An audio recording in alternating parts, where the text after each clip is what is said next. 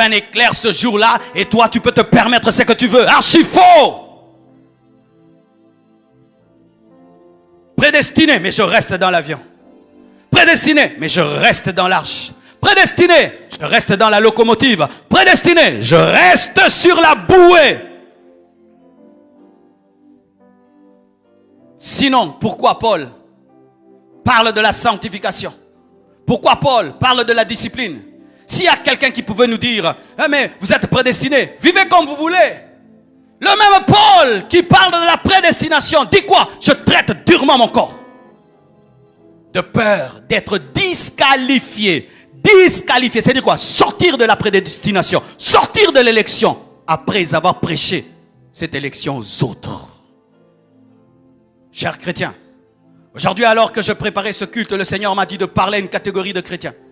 Vous êtes devenus des rétrogrades. Votre premier amour pour Dieu a baissé.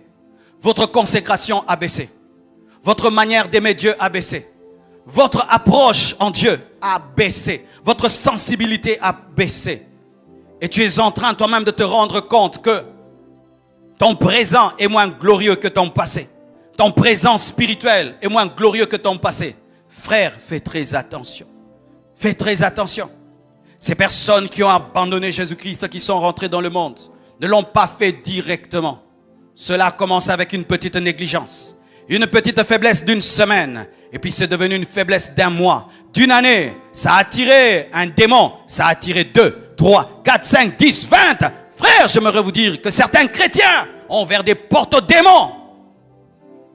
Leur retour à Jésus-Christ est conditionné même par une prière d'autorité.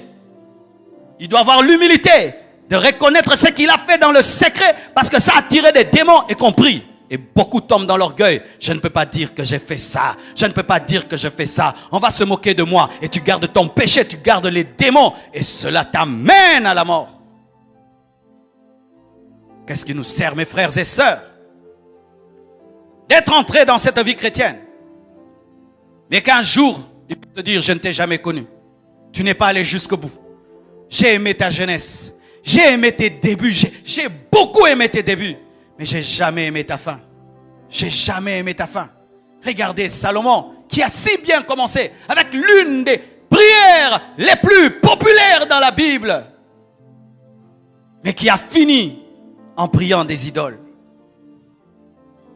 Frères, sœurs, si au fond de vous-même, vous avez cessé d'aimer Dieu, mais vous continuez à venir à l'église, faites très attention. Car il est possible d'être proche de Dieu, mais d'être perdu. Il est possible, frère, d'avoir une piscine à la maison, mais tu ne sais pas nager. Il est possible d'être